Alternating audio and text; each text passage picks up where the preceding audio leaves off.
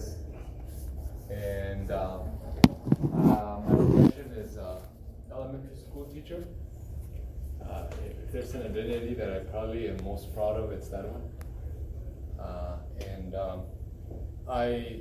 The question of identity is something that seems to be very important to us human beings. And so the perspective here, the basic question is, are Chicanos indigenous? There's different things I like to say about that. First, beginning with is that this positioning of us here, and then you guys forming a little block back here, that's a very unnatural way of human beings getting together. You could call it's a European way, or a colonization way. In indigenous or natural societies, people sit in a circle. But when Europeans lost their indigeneity, they began to restructure social interaction so that there's authority, and then the rest of you lowlifes here who are to learn from authority. And so, I would invite a rise for all your gatherings to take up the structure of the circle. It always not that it's better or worse. It's just that it's more natural. The question of Chicanos being indigenous, to me, I found the answer to be rather simple and really not that important. Those of you that are Chicanos or Mexican Americans or Mexicans or Latinos, whenever, all of you here are familiar with the Aztec calendar. Yes.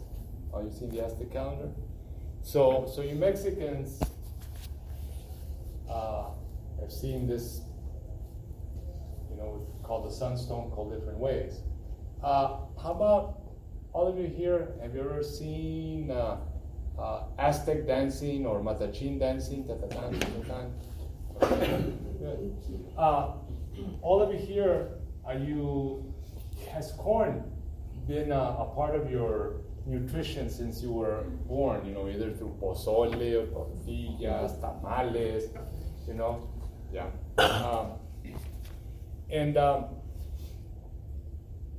Any of you seen photos or actually been to Mexico to the pyramids?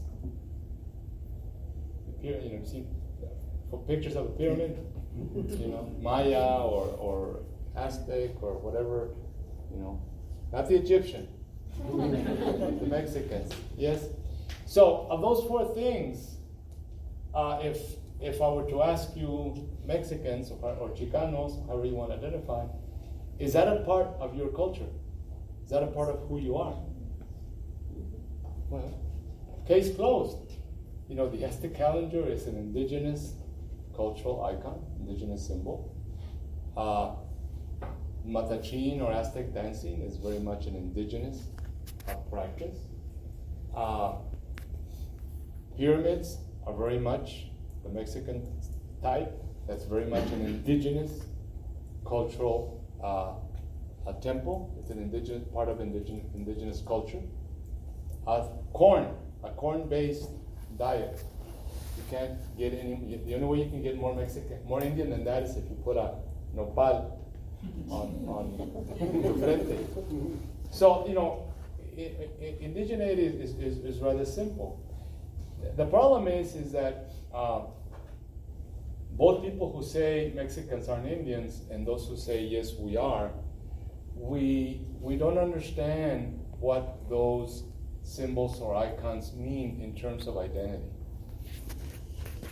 And if those who say, those Mexicans say, yes, the Aztec calendar, that's my culture, the cultura Azteca or whatever, right? Great, right? And then, that's the pro-indigenous camp. Yeah, that's you're an Indian, bro. Calendar, that's Indian as you can get. But somebody who might you consider the enemy would say, "Oh yeah, let's see how Indian you are. Read it to me." Oh,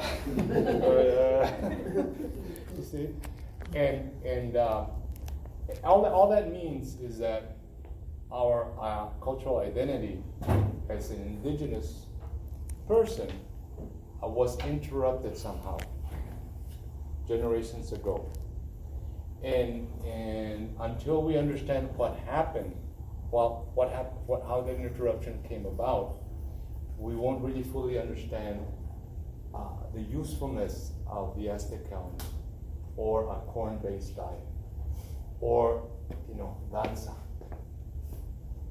or even pyramids. We have a pyramid in our community that we built, and we didn't just build it let's build a pyramid to look Mexican. It took us literally from 1989 to 2001 to construct it. Not because it was hard, not because we couldn't get all the labor together, but because we had to rely on people from Mexico who knew that tradition, so that we could do it traditional way. So that when we say, okay, you're Mexican, that's your pyramid, yes. How does it work? We know how it works. We can take them there and we can guide them. If somebody asks us, what about the Aztec calendar? Yes.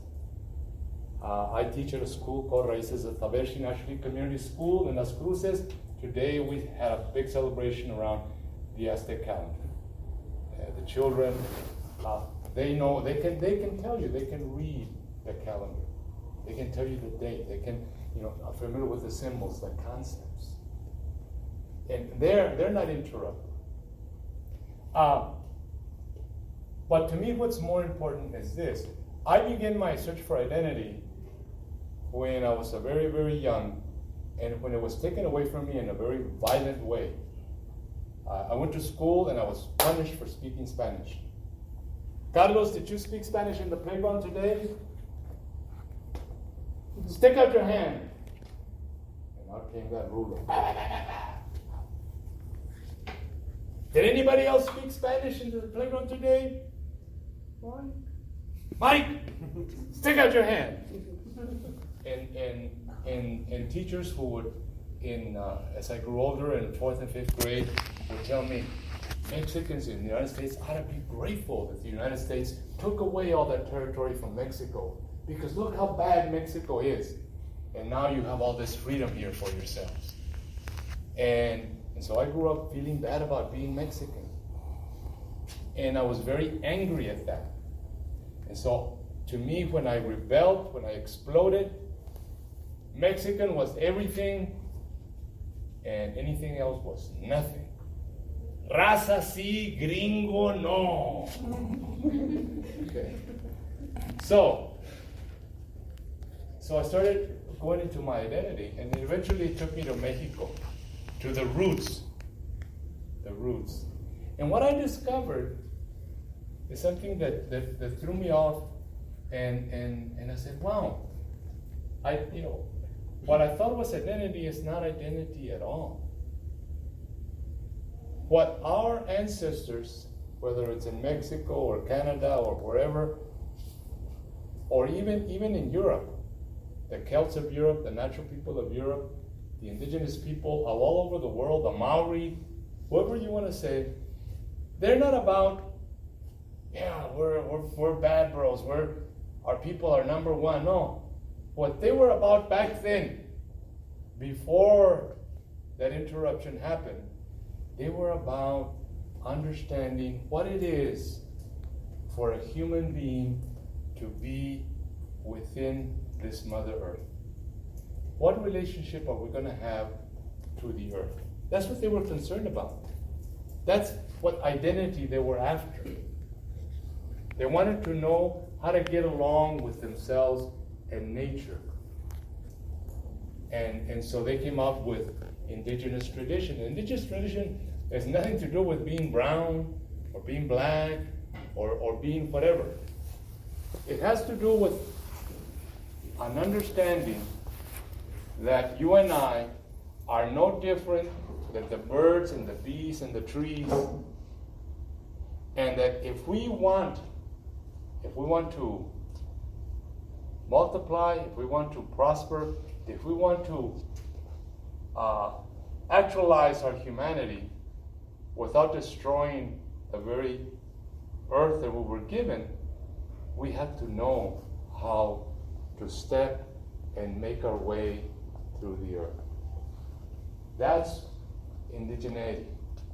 It isn't being brown. It isn't, saying this is my land, get off it. It's understanding that I am a child of the earth as much as the worms, as much as the birds, as much as the clouds. When I understand that, to me now that's truly indigenous. Because identity is something else. Identity is basically two things. Identity is you are who the people that were here before you tell you who you are. Okay? You're going to be Mike Ferraro. And you're going to be Catholic. And you're going to speak English. And you're going to go to... See, that's an identity. Did Mike have anything to say about that? No. We're just a little kid. Oh, yeah? That's going to be my name. Carlos Aceves. What if I don't like it? Well, tough. and you're going to speak Spanish, or you're going to do this. So identity is something that's imposed on us. And that's an accidental identity. If I had been born in China, I'd have a Chinese identity. If I'd been born in Europe, I'd have a European identity. But there's a deeper, true, authentic identity, which has nothing to do with who your parents were, with what language you speak, with what religion you profess. It has to do with, as a species, how do we fit with the rest of creation? That's what creates that authentic identity.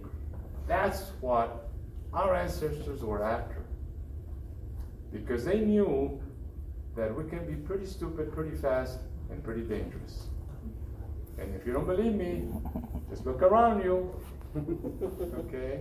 And the scientists tell us, guys, you don't shape up, you're not going to be around. We're going to have create a disaster. How do we get out of it? That to me is indigenous identity.